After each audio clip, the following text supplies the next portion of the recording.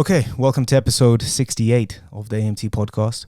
Today I want to talk about something slightly different, gambling related, but just as important with regards to the new gambling legislations which are being passed in the UK. And for those who actively bet or trade the markets will be aware that Betfair and many related gambling sites are implementing affordability checks over the last couple of years. You can no longer deposit your own money without having to jump through hoops and essentially surrender your privacy.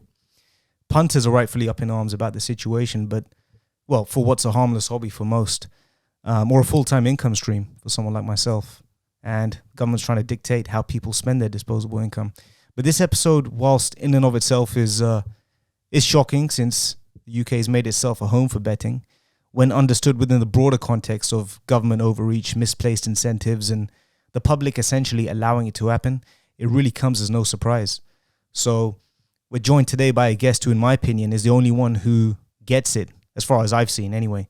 And he puts his case forth on Twitter frequently, making clear and concise arguments about the situation, and he's agreed to share his thoughts with us today.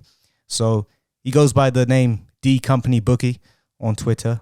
No real life association, I hope. I'll let him plug his socials if he wishes, but yeah, thanks for joining me. How are you? Yeah, I'm very good. Thanks for having me on. Have Anytime. a good discussion on this. Just for keeping it short and sweet, I'll refer to you as D if that's all right. So yeah, that's fine. Yeah. yeah. So just for context, if you don't mind just telling us a bit about your involvement in trading or betting and how the affordability checks have affected your operations. So I started gambling at university. I was a poker player initially, and I did that for about 10 years. Mm-hmm. And then my edge went, and then I started looking for other edges, and I got into sports trading after betting on the US elections in 2016. Because up until that point, I thought the sports markets were very efficient. Mm-hmm. And then me and my friend bet on the US elections, and we won quite a lot of money. And then I started looking into sports markets, and I realized they weren't as efficient as I thought. And then I started learning how to trade all kinds of sports, including cricket and football. And then I found an edge in cricket after a couple of years. It took a while, and yeah, so that's my sort of gambling story. I've been doing it for quite a while. And in terms of the affordability checks, yeah, I've had them on Betfair.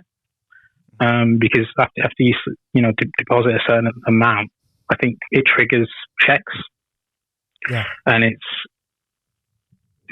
what happened in your circumstance, but I found them very intrusive. I found the kind of questions they were asking were just beyond what it should be. It was just very intrusive, and I couldn't understand why is my money that I was betting. And yeah, it's just, I think it's because there's way too much overreach from government now. Mm-hmm. And it's driven a lot by reformers, and they're kind of bowing to the reformers. And I think what's happening across all industries, reformers are kind of pushing their agendas, trying to lobby government, and they seem to be winning, and it affects, our industry like gambling. I guess other industries as well. I mean, yeah, we can discuss that later as well. So yeah, that's my kind of gambling story. Yeah. Yeah, fair enough. I think, for me personally, I think I told you this the first time we spoke, that with something like racing, I used to I always withdraw my money. I try and keep as minimal amount of money in Betfair as possible. Yeah. But for big meetings, I try and load up my account. Up until a couple of years ago where I tried it, and then they sent me an email asking me for my betting strategy and asking for it was crazy, asking me for the last 3 month statements and anything. I couldn't believe it. So now I'm forced to keep more money in Betfair. Exactly. Yeah. But with regards to liquidity, I think the good thing about cricket is that it keeps growing. There's new leagues every year.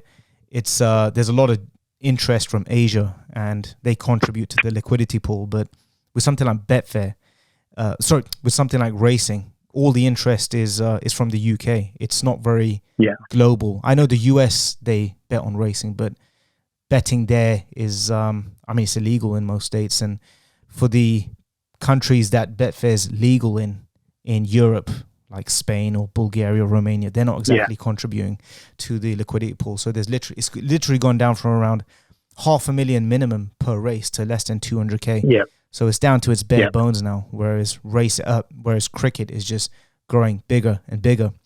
But racing... No, I was just going to say that with racing, gambling is essentially the lifeline. It's literally part of the ecosystem. It's what racing hinges on. It funds the prize money and the sponsorship. If a sport like... what do you think the knock-on effect is going to be if a sport like racing, which hinges on gambling, disappears? Well, I mean, I don't know if you saw today that greyhound racing's been banned in Wales. I was just going to say, yeah. I mean, it's done, isn't it? Like if gambling basically funds, or is the sole. I mean, I don't know much about horse racing in particular, but it seems to me that's the main reason for the sport to exist today. It's like people aren't in it for the kind of just the pleasure of watching it, are they? They're in it for gambling. Yeah. So like say, if the liquidity dries up, then what happens to the industry? If there's no incentive for the players in the industry to continue, if there's no money coming in or less money coming in, so maybe it's just like a natural decline in the kind of popularity of a sport, but it doesn't help when like the industry that basically supports it is going to be decimated by a lot of this stuff. And that's the other thing with the affordability checks that you mentioned, that you end up keeping a lot more on the site, which leads to potentially more harmful behaviour. So it's like an unintended consequence of one of the harm reduction features is that actually people are going to be locked in their account. I mean, regulators don't seem to think along those lines. They just think, oh yeah, we'll just stop people depositing per month and restrict them, but they don't think of the second order consequences. And I think that's true of like all sorts of regulations across all kinds of industries. And yeah, I mean, I think it's partly because we've just got like a class of politicians that don't really think about the whole cost-benefit analysis. They just think, oh, this will be good. Like, I look very virtuous and I look very, like, I look good morally if I say, if I agree with this certain policy, but they don't think about the knock-on effects.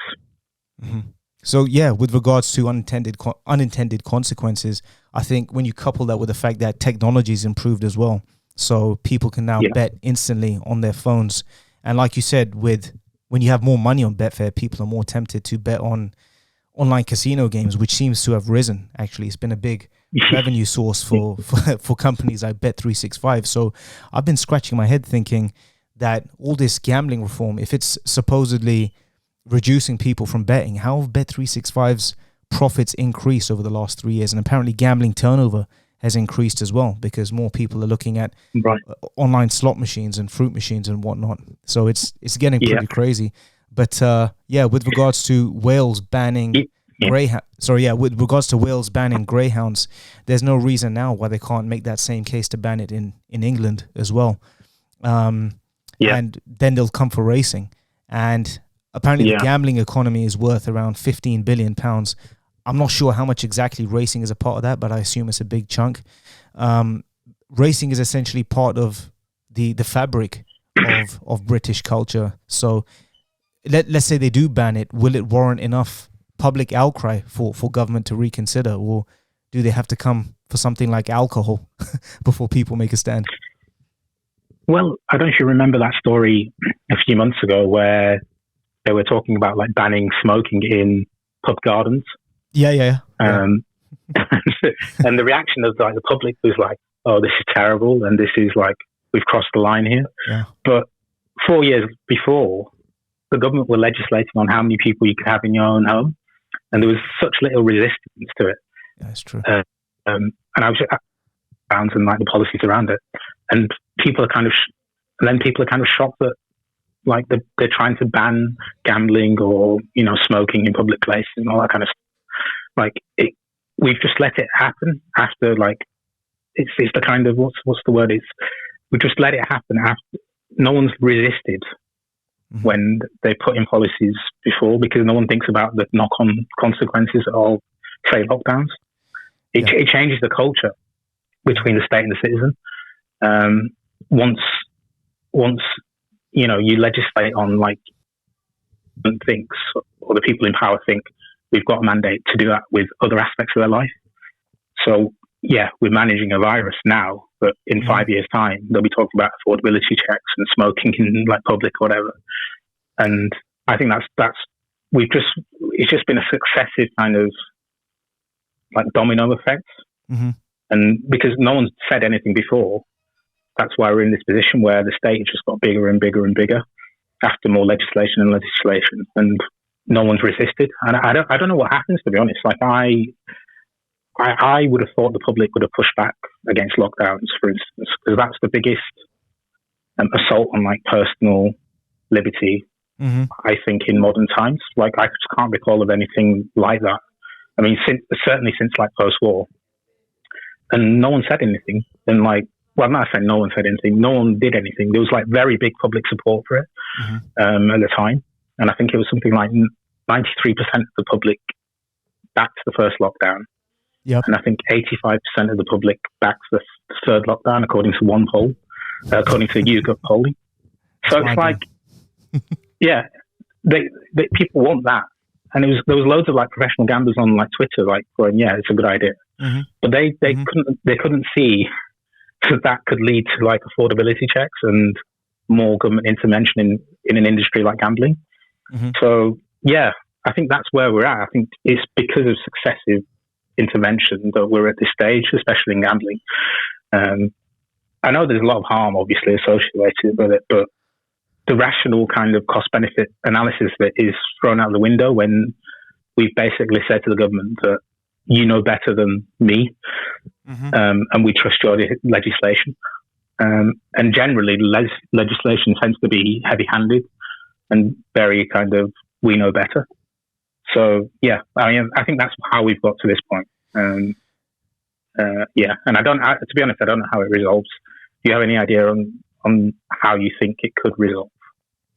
Well, you made some really good points, and I really did want to come on to the COVID thing a little bit later. But since we're on that, I think, I think that the timeline first of all, when it comes to things going back, I don't think it does.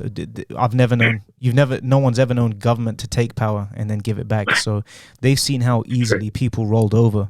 And I think the timeline can be traced back, as far as, at least in my opinion, it can be traced back to the rise of social media and smartphones, because people readily hand over data to, say, Snapchat or Facebook or Instagram. When you download these apps, they ask for your gallery, they ask for your contacts and access to your camera and whatnot.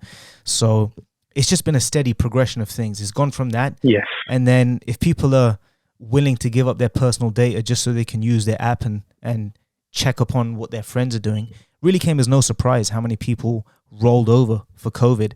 Now, you can argue that there's nothing nefarious about handing over data to companies or allowing web browsers to store cookies so they can tailor your browsing experience. Everyone wins, arguably, in that regard. If you're trying to buy or sell something, you can narrow down your audience instead of getting random ads. But when it comes to something like health, personally, I think it's concerning how many people didn't question any of the quote-unquote science, which was a constant shape-shifting topic in and of itself. You know, what was true today wasn't true tomorrow. People were getting banned. And people took the jab and the booster and the third booster. They wore masks. They installed tracking apps. And they cheered on the curbing of non-vaccinated people's personal freedoms.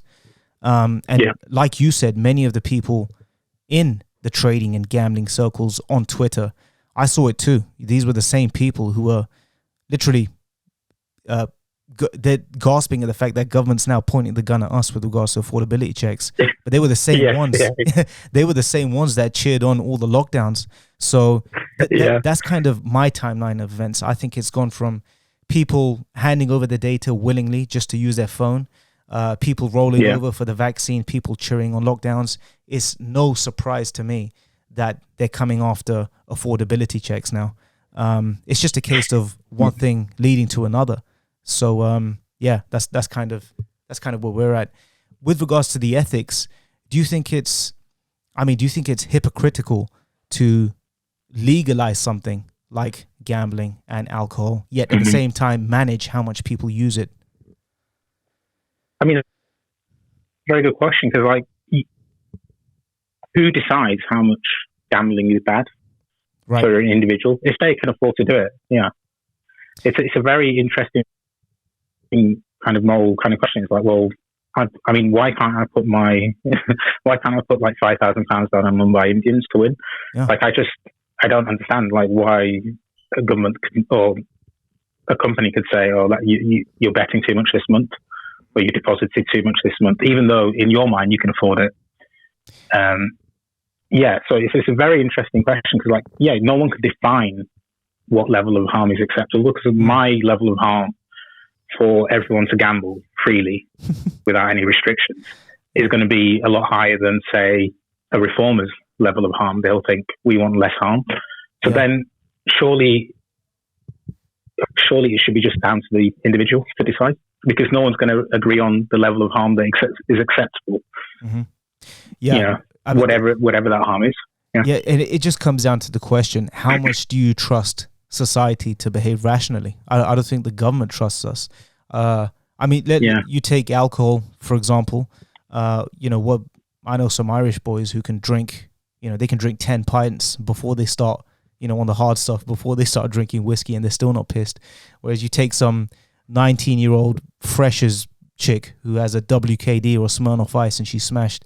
So it's just completely different for everyone. And when it comes to drink driving, there obviously has to be a limit on how much someone can consume, or it should be nothing, in my opinion, if someone's going to get behind a wheel. But when it comes to gambling, you can't just make a cookie cutter limit for everyone, because everyone's operating at a different level. And like I said, for most people, it's just a harmless vice, and for a small percentage of people like us, it's our mainstream of income.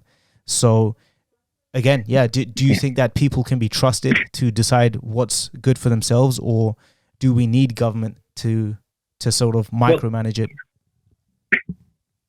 I mean, this is a broad. Sorry.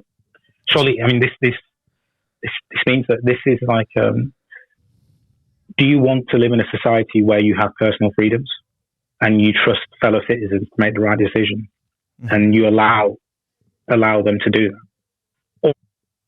Or do you want more control, government control in your lives? And people will always disagree on like the level, but I always speak from like a pro-gambler perspective, in the sense that I always go more to the libertarian side of things when it comes to like stuff like this, where you are giving the individual more responsibility and choice. Because it's kind of selfish to say it in that way, but I mean, I've benefited greatly over the last 20 years, by winning on poker mainly. And like, if I wasn't allowed to do that, then I don't know what I would have done instead. But I just feel like I don't see any issue with people spending the money however they wish. And there are certain things like in gambling, where in the industry, where you might think, okay, that's reasonable. Some stuff like advertising to children, or children being exposed to advertising, that's completely reasonable concern. But other than that, it's just like, I don't see how it's the government's responsibility, or even a gambling company's responsibility, to judge how much you can bet. In terms of Betfair as well, like especially Betfair, because so I mean, you're betting peer to peer, you're not even betting against them. So like something like Betfair is completely different to, say, Bet365 in that sense, because you're kind of betting against the bookies, but there you're betting against other punters. So I don't understand why, even if you were going to like talk about regulation, surely exchange regulation should be slightly different to bookmaker regulation. Mm-hmm. I mean, that's what I think. But I mean, generally, I just think like, you know, if someone wants to bet as much as they want to bet, it's like it should be none of government's business. Because broadly, then you could say like, well, if people invest in a business, like, would a government intervene and say, no, you're being too risky here? Of course they wouldn't. Yeah. Do you know what I mean? Yeah. It's crazy. It's like, you know, people borrow loads of money to buy houses. That's a risk in of itself. Like, you might lose your job because of an economic downturn through no fault of your own. Yeah, I mean, everyone borrows about 50 grand to go uni, and half those degrees that they're dishing out these days aren't worth the paper they're written on. But then you try and get a business loan, and you've got to jump through hoops. Yeah, exactly right. Basically, there's financial risks to a lot of transactions in life. Gambling is no different in that respect. But because of what it is, people have, I don't know, there's a kind of, they have a moral objection to people punting. I think that's part of the reason why they want to regulate it. And obviously people lose. But then people lose businesses every day. Like, no one says anything. It's still a financial risk, right? It's true, yeah. Yeah. But no, people don't view it like that. Yeah, no. I think that the public image of gambling is so negative already. Yes. Like, if you tell someone you're a gambler full time, they assume you're a degenerate. So there's going to be a little pushback from the uninitiated. Whereas if you tell people, yeah, I'm a social drinker, I drink every weekend, or I have a pint after work. Literally, no one bats an eyelid. No one thinks that's a problem. Yeah. But if you tell people you have a punt now and again, they kind of get worried. So it's just about it's just got a bad image, and I think that it's an easier target than, say, alcohol. But when it comes to morals and ethics, I think you make a good point. Well, I think there's more questions than answers, isn't there? I mean, there's a lot of questions you can ask. There really isn't any solid answers. So, for example, like you said, you wouldn't have survived however long you did on poker if you weren't able to exploit people. That's essentially the aim of the game, and it's a skill. Yes. But then, then a bookie, with a bookie, isn't it their goal to generate as much profit as possible? Isn't it their goal to exploit losers by offering them bonuses or freebies or whatnot? So how can one be ethical and not the other? No one looks at a poker player and calls them exploitive, but we look at bookies and we say they are. So you either outright ban everything altogether, and you can point to an absolute opposite of Great Britain. So all the things that we champion here, like freedom of expression, freedom to do what you want, you don't have that in Saudi Arabia. But however, they've removed every vice from society. So not only do they penalize it heavily, like drinking, like gambling, like promiscuity, they just removed it from the culture altogether. So there isn't really, I don't want to say there's no temptation to do it, but it's just not part of the culture. And if you are gonna have the government involved, and if you are gonna tell people how much you should or shouldn't consume, you might as well ban it altogether. It's either that or you allow people to exercise their personal freedom. So I think it's something that throws up more questions than answers, in my opinion. Would you agree with that? Yeah, I mean, that's a good point. It's like, you can't have it both ways, can you? Exactly. Can you? It's like, we're allowing to bet, we're allowing to do stuff, but or, I mean, the opposite is like just completely banning it. Mm-hmm. And the ethics of it is actually a really interesting point you make. It's like, you can't, as a pro gambler, you can't really have a go at bookies. Yeah, that's true. Exploiting punters, because I don't know if you know, like, so in terms of poker, the ecosystem. Have you ever read? Do you know who Nate Silver is? He does. I'm not sure. Signal and Noise. He's a professional poker player. Yeah, I'm not sure exactly. Like I've only heard of the big guys. I've only heard of the likes of the Doyle Brunson and Negriano. Those only Phil Ivey. Those are only the guys I'm familiar with. Yeah, well, Nate Silver, he actually found fame as a political analyst. Mm-hmm. But he wrote a book called The Signal and the Noise, and it's more about like looking at it. Mm-hmm. Was about poker. Okay. And in it, he was talking about the ecosystem, and he looked at like a table, like a when there was like one big fish, playing at the table. When that fish left, like everyone else was basically losing against each other because, you know, in poker there's a thing called a rake, and it's like a commission on each hand. That's right, yeah. And so basically everyone's at a similar level and going to lose money. And it's similar in like, I suspect it's similar in like trading markets in the sense that basically the markets only exist because of a small amount of big losers.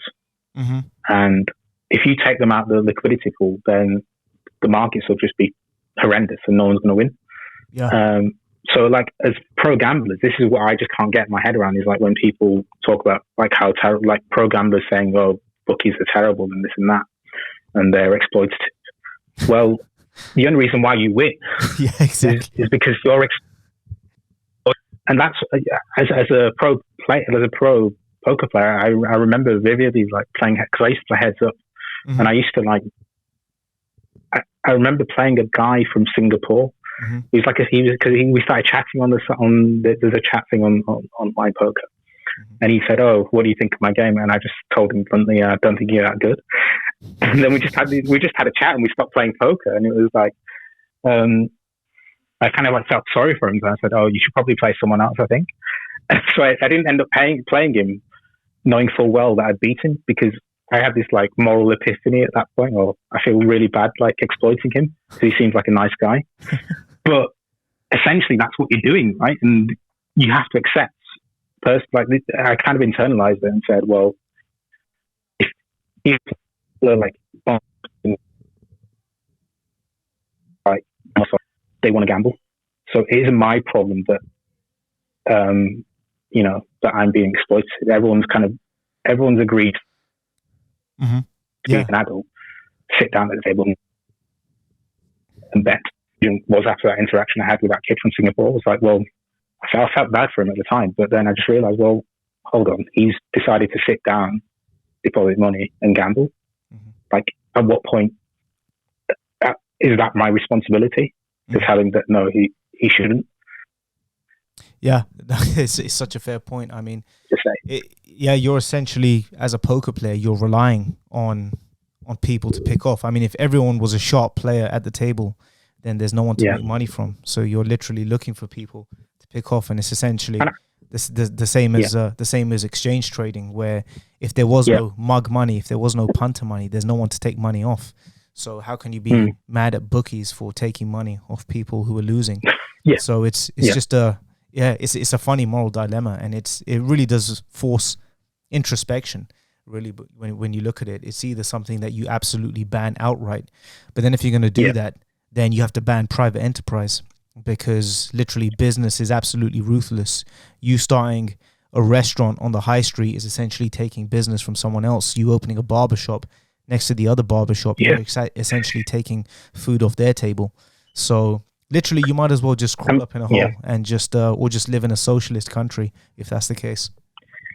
I mean, I'd slightly disagree with that, because there's added value with a business, because they're providing a service in that respect. But that's whereas, like, say, a market is a zero-sum game. I suppose there is added value in the gambling industry, because there's jobs and there's companies making profit for shareholders or whatever. But I think it's slightly different in that respect. But yeah, I generally agree with you. Like, if you want, like, how much regulation, how much government intervention is permissible, that's what it comes down to. And since we live in a free society, in a free West, in quotation marks, that surely should be more on the libertarian side, whereby we just allow people to spend the money how they want. Yeah. Yeah. No, I agree with you. I think the shop analogy was pretty poor, but the point I was trying to make was, you know, if it wasn't for, if there was no one to, you rely on, you're taking money from someone else. Basically, nothing's being created; it's money moving around. And to be a winner, you essentially need to take money from someone else. That's essentially the point. That was the point I tried to make. But when it comes to, again, I do want to get on the point with regards to government, because people really need to understand that when governments intervene, they do not improve anything that the free market would. So I mean, in my opinion, I think that the government intervening in this case, in gambling, is inevitably going to lead to failure. It's going to prop up, say, the black market. People are going to bet illegally, and government agents are also market participants. That they want to maintain and increase their government budgets, so they can keep their high-paying jobs. So they're incentivized to fabricate and embellish existing issues. I think I heard one MP in Parliament saying gambling is more addictive than heroin, which is just a flat-out lie. Yes. And they've also thrown in sports betting in the same basket as casino gambling, like slot machines and fruit machines. Even though the two are completely different, sports betting is a skill where you can make a long-term income. You can't make a long-term income off a slot machine, which is fixed to generate income. I'm not sure if you heard of Thomas Sowell. He's a famous conservative economist. Have you heard of him? Yeah, you might have heard of. He details when he worked in a labor department when he was in his 20s, and they were working on minimum wage laws where the government proposed raising it. And what happened was they raised it and employment went down. Obviously, less businesses were hiring. And the unions proposed that at the time of collecting data, the economy was in bad shape. So Sowell approached the labor department with a more sophisticated means of collecting data. And he expected to be greeted with applause, and he was met with silence. And that's when he realized the labor department wasn't interested in establishing justice on earth. They were just trying to keep their high-paying jobs, of which the government was giving them a chunk of their budget. Do you know? So they were disincentivized to make the sector better. Exactly. Yeah. So they didn't like him for it. And that's when he woke up. Yeah. But don't you think we're seeing the same thing now with this newly empowered gambling commission? They flat out lied about many things. They've claimed, like I said, that gambling is more addictive than heroin. They've thrown sports betting in the same basket as casino gambling. Is this department incentivized to lie in order to keep their budgets and high-paying jobs? Are they just dumb, or is there a genuine element of compassion there?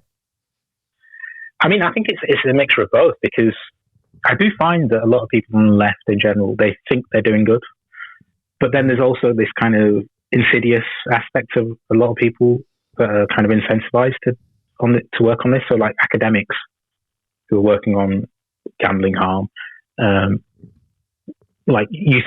think they're motivated to find data that agrees with their viewpoint. They're not doing it dispassionately. They're not doing it from a scientific viewpoint. They're doing it to find findings that agree with their political viewpoints. I mean, that's where I think it's happening. So going back to lockdown, I remember, do you remember Neil Ferguson? Oh, yeah. So, like, he created that model to say X amount of people would die. Yeah. But if you know anything about modeling, you can easily create a model to come out with an output that's outrageous or something that aligns with your views. It doesn't mean anything. Mm-hmm. So, and I think in that instance, they were incentivized to kind of exaggerate the harm of something like COVID. And I think it's the same in gambling, because they want to see it banned. A lot of people that work in academia or on the left, for whatever reason, they want to see gambling. And I've not actually figured out why a lot of people on the left are very puritanical about a lot of this stuff, but they feel like, no, it's bad. We need to intervene. We need to restrict people. And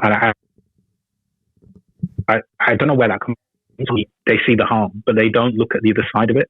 They don't see, the gambling sector offering jobs or use their money how they want. So they never see it like that. They only see it from one angle. And I think they're incentivized to find results to agree with that angle. So, I mean, I think that's what's been happening across the board, in general. All kinds of industries. Mm-hmm. The left are basically winning. They're just they've been constantly winning small victories, and it's changed the culture. That's what I feel that's been happening, especially in the UK, and I think it's probably across the West. They're just very good at reforming, and they're very good at lobbying, and they're good at winning. So I don't know, it might change in the next decade because of Trump and whatever else, but I just feel like left have won, and it's affected gambling. And I always bring it back to gambling, but it's affected all kinds of industries. I don't know if you saw this other thing. Yeah, sorry. Sorry, you go ahead. Which other thing? No, just this other thing there's a ruling by the judiciary on wages between warehouse workers and people that work with customers. So people that are working with customers in like the shop floor were being paid less than warehouse workers. And a judge decided I think it was initially, the shop, the closed. They decided that no, warehouse workers should be paid the same as front-facing staff. And that to me is just like basically a leftist judge going, no, everyone should be paid the same because, this job is very similar, rather than like that's an example of like left winning. Mm-hmm. And so that's it's happening in all sorts of industries. Yeah, just quickly on the wage thing. I mean, it's just it's crazy. I think I remember, who was it? It was what's his name? That Democrat. It was not Bernie Sanders. Sorry, it was that bird from New York. What's her name? Alexandria Cortez. Yeah. What's it? She was trying to propose like $35 minimum wage or something at McDonald's. But what she doesn't understand is just for fast food workers, for everyone, I think, just a flat out minimum wage. What she's too stupid to realize is, and you have to question whether they're being lobbied, because they can't be this thick. What they don't realize is that if they raise the minimum wage that high, McDonald's are just going to laugh. They're going to just increase the price of a Big Mac, whereas you get these small cafes, they're not going to be able to afford to hire anyone. McDonald's are just going to automate everything. I saw McDonald's, I saw it on Twitter actually, in Texas, where it's just fully automated. You drive to it, you pick what you want, and a machine makes your burger. So McDonald's can afford to do that. Small businesses can't. So small businesses get destroyed, big businesses get bigger in that regard. Yeah.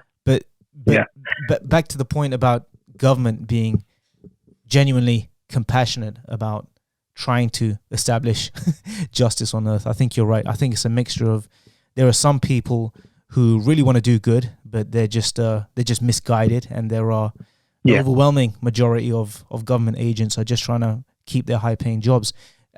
Is it ever possible to have an MP who will try to establish justice on earth? Because there's just so much churn in government. We haven't voted for a prime minister in I don't know how long, so they just use the short time they have in office to enrich themselves or build connections, and then they bugger off. How are we going to change the system? How do you think we can cut the head off the snake, so to speak? Could you shed any light on that? Do you have any thoughts on that? I mean, yes, I think so what's happening like in the West now, it seems to me, there's a kind of slight cultural shift happening. So with this, with the US, with this Doge thing, which I find quite an interesting thing, because it's basically opened the discussion on government spending and government. Basically, government overspending is similar to saying government overreach, because if they've got less money, they've got less power. Mm-hmm. So it's quite an interesting discussion point to start with, like Doge, is that essentially people are saying, well, hold on, like, why is the government spending so much money on this? Essentially, that will lead to questions on, well, why is the government legislating on this? And what might happen is people will go to like, oh, we want less government in our lives. And it's a cultural thing. It's a cultural shift that's happening. Mm-hmm. So we've had, I don't know, basically my whole lifetime, the government's got bigger and bigger and bigger. Mm-hmm. But actually, for the first time, I actually think there could be a shift towards smaller government. And that might, in the UK, that might knock on. So with this Doge thing, which is quite interesting, that there's a journalist on Twitter called Charlotte Gill, mm-hmm. and for about a year she's been looking at like government waste in like these woke projects, like, I don't know, I can't remember, but like, talking about trans rights and all this kind of stuff, and how government funds a lot of these projects. Uh-huh. And she's been highlighting like how much waste has gone down in this way, and it's kind of like awakened people to go, well, hold on, like, why is our money being spent this way? And then I think from that, people might go, well, we want less government because they're just being profligate, they're just wasteful, and that might create a cultural change. And I think in the UK, something like Reform would be the party of that, in a way. There could be a party for personal freedoms. But there's basically a space for a party now to say, look, we want less government in our lives. And I think a lot of people would vote for that, because they're seeing now the folly of big government. Yeah. And the other thing that I think, especially gamblers, possibly could do is because the only way like legislation changes is like if you lobby government and if you lobby the correct places.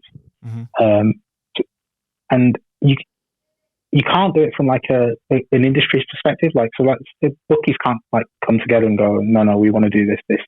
I think maybe like a gamblers kind of forum that are looking after gamblers' interests could work. And there is one that I've seen. I think it's called Gamblers Forum Community or something on Twitter, where they're arguing for gamblers. They're not arguing for the industry or the bookies. They're arguing for like personal liberty for gamblers. So I think that's what you've got to kind of do to change it. Is like you have to fight fire with fire, because reformers are going to win. Because like if there's so many of these reformers that they're motivated, and that's why they win. So like there's an example that there was I don't know if you know Martin's Law. So after the Manchester Arena bombing,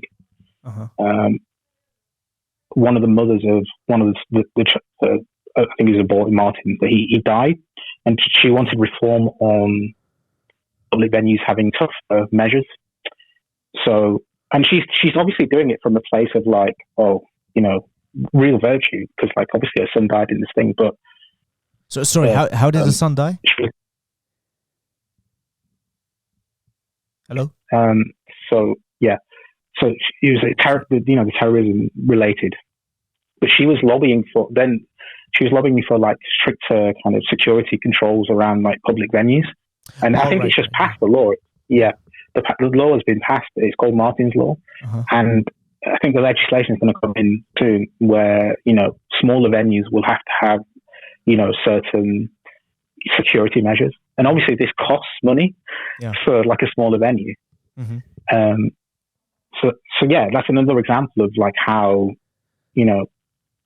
someone's in her case it's very kind of noble because she's doing it for her son, but like the government went along with it, the people in power went along with it because it's seen as very kind of morally dubious to oppose this, because a mother's come up with this kind of idea that we should change laws around security around venues, even though it might cost smaller venues. In terms of security in the economy, I don't think they think about the whole cost benefit analysis a lot of the time. You just think, this reform has come to us, and we need to change because like we don't want to let her down. And there's no opposing argument to it either. So I think similar to gambling in that respect, and that no one's actually opposing a lot of this stuff. And I think it's getting too much, and I think that's part of the problem. There isn't much resistance to it. So as gamblers or traders, as individuals, what can we do to take a stand, to at least put one foot in front of the other and make change? What can we do as individuals, do you think? Well, that's a good question, because I don't actually know. Like I do think it's like a landslide in that sense, but I think like lobbying your MPs is always worthwhile doing. Like, especially if you've got like a non-Labour MP, you could say like, I'm concerned about the ability checks and all that kind of stuff. And obviously the next election comes around, like a party like Reform or whichever party like proposes that we want less interference in our personal lives, vote for them, because they might not directly be talking about gambling, but if they're saying we want less intrusion in a person's life, then that obviously means that actually when it comes to like gambling and whatever else you're interested in, they're going to have a much more freedom mindset, whereas governments in the last decade, 15 years, it's very been much like big government. So I think that's one thing that an individual could do. I don't really know, to be honest, because like you feel like hopeless at times when you see all this stuff. It's very difficult to change if the momentum's against you. No, I understand. I like I said, I think there's more questions than answers. For the immediate thing that I think people can do is just don't provide bookies anything. Don't give them any bank statements to bet. Don't fall for any of these affordability checks. And if no one's doing it, then they'll probably take it away, in my true. opinion. So I think that's at least the one thing that people can do. Surely no one's that desperate enough to bet. I don't know anyone that's posted their statements, but that's just the one minimal thing you can do. I think, yeah. I think about 80% of people reject like the when they ask for the evidence for like affordability. People just go, no, I'm not going to bother, and then just close down their account. I think quite a lot of people. I think it's something like 75 to 80%.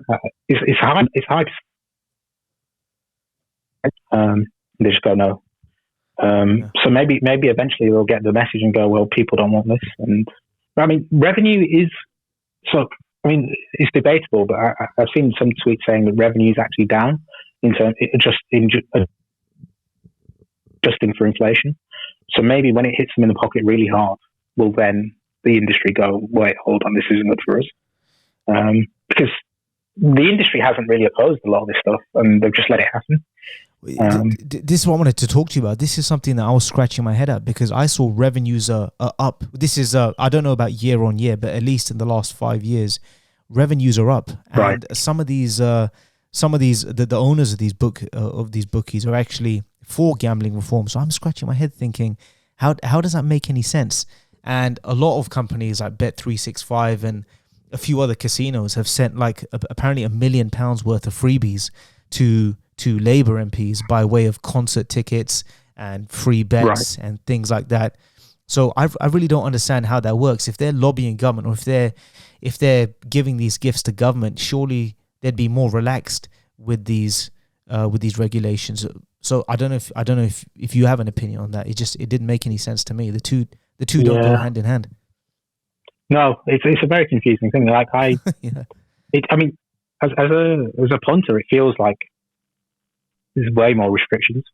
Mm-hmm. Like affordability checks, like are just mind blowing to me. Like I don't understand how anyone can say you can't afford to bet, because like one man's opinion. Like, so it's also like risk tolerance is like, I'm, for a professional punter, I think I'm pretty much risk averse. Like, but there are other punters that push the edge, really do that. Yeah. So, like, I don't know how an external body could say, no, you're betting too much. Like, I don't understand how they define it. And I would actually want to ask, like, how they define it, because like you can't. So yeah, it's just I can't put my finger on why. And I don't know how it goes, where it goes. But I mean, to me, it just at this moment in time, it feels like gambling is an easy target, and it's it feels much more restrictive. And I feel like a lot of people are going to like bet on like sites that are not based in the UK, crypto sites and all that kind of stuff. I think that's just going to grow, because they're just going to be like, well, I'm going to provide you all these details. I can deposit as much as I want on a crypto site, and I'll bet there. And it's fairly easy to do now as well, like, to bet on a crypto site. So, or fund an account for crypto. Yeah, it's true. I mean, like you said, with gambling, there's really nowhere for anyone to go unless you do it via crypto. And speaking of crypto, government have come down hard on that as well. I've been hit hard by that. I think I got involved in around 2017, 2018. There was no such thing as that KYC bullshit. You didn't have to upload your face. There was no deposit limits, withdrawal limits, none of that. It was the cowboy days where there was like 100 coins then maximum, and you can buy, withdraw, sell. No one knew what it was. And now, like, I think this was 2 years ago now, I tried to cash out on something. I tried to withdraw it, and I would try to withdraw it about a dozen times. Not even the exchange could figure out what was going on. And I called out my bank, and they said, we don't deal with that exchange anymore. So I've got money stuck on an exchange. What? Yeah. And I had to privately sell it.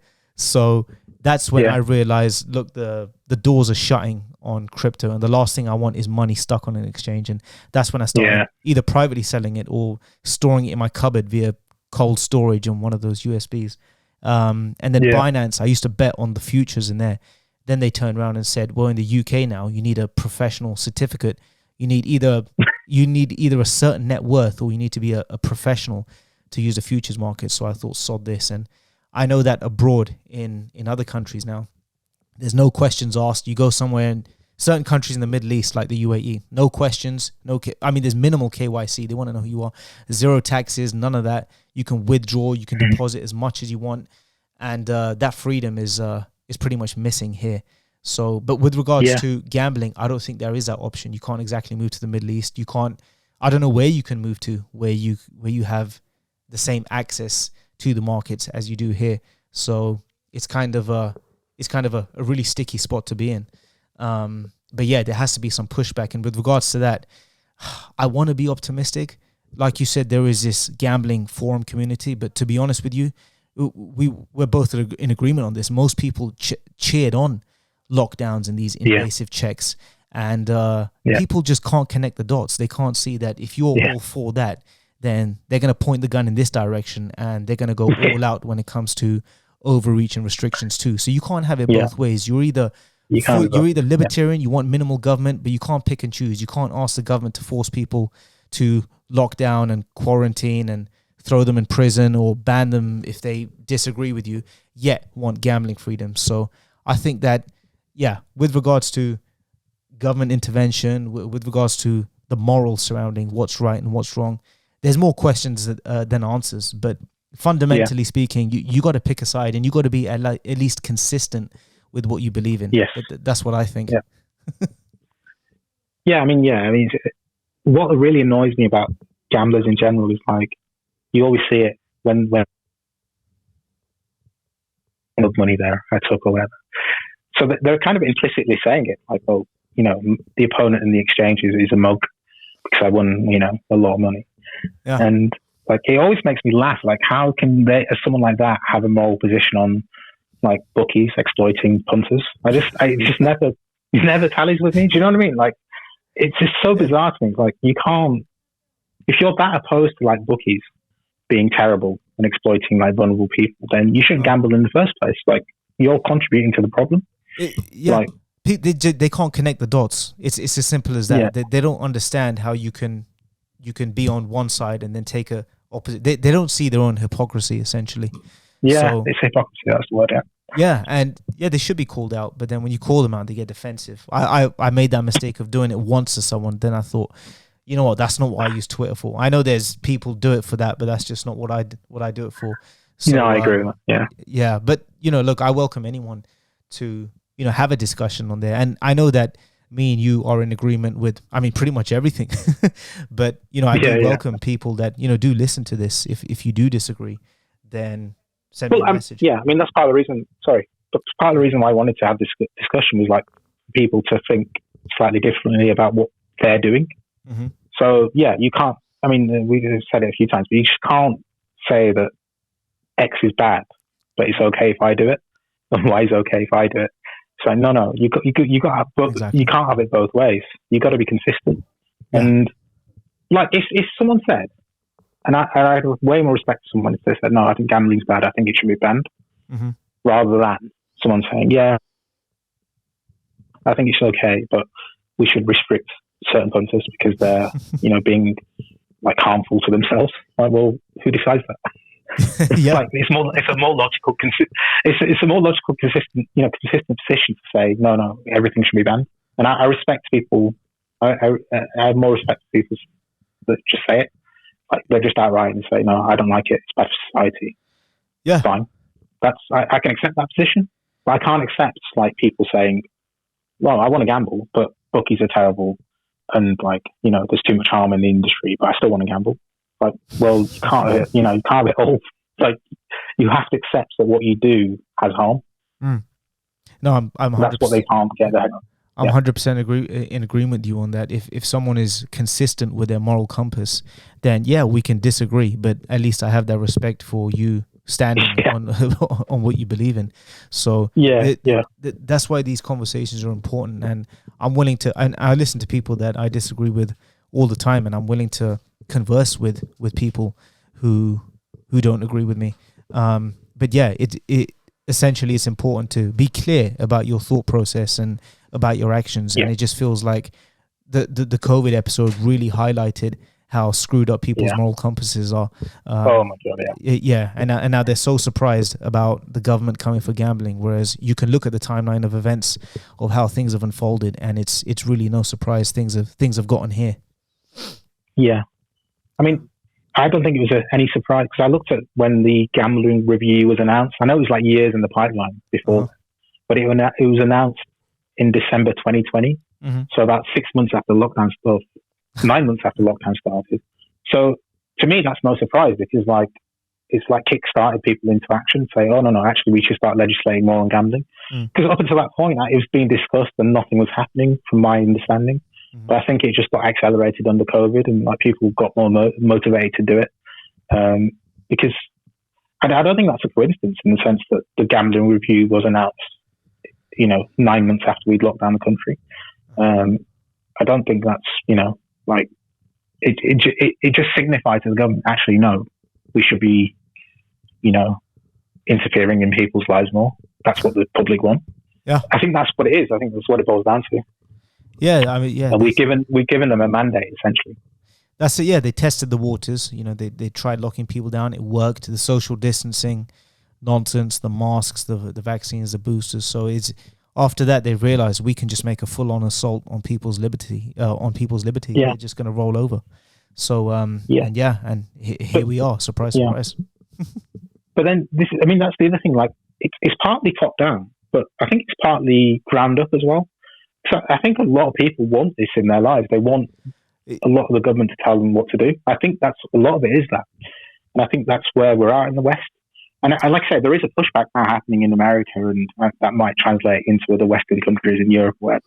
But that's where we're at. I think a lot of the population want that intervention in their lives, and they think it's acceptable. But what I say, I just can't understand it when a gambler says it. Like, no, you shouldn't be gambling then. Like, if you want X amount of intervention in other aspects of your life, then expect it in something that you enjoy. Yeah, no, you're spot on. It is, for the most part, bottom up. People want to be told what to do. People want to be told what to think, how to think. And this is why you have religion. This is why you have politics. And people, they put politicians on a pedestal. They act like they're in charge. So you tell us what to do, and we've given them that power. So it is bottom up, and like I keep going to COVID. That was just it was just really, people wore it on their sleeve, so to speak. People really said, just tell me, what vaccine should I take? What should I do? How many should I take? What pronoun should I put on my badge? And literally, the Pandora's box was open.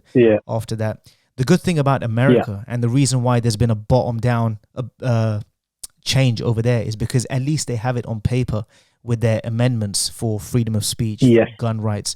So at least they have something tangible to hold on to, which they can fight back with. And there's kind of a restoration of that now. And the left have tried to take away all of that. They've tried to take away their guns. They've tried to take away their speech. The gun thing is a very different culture from there.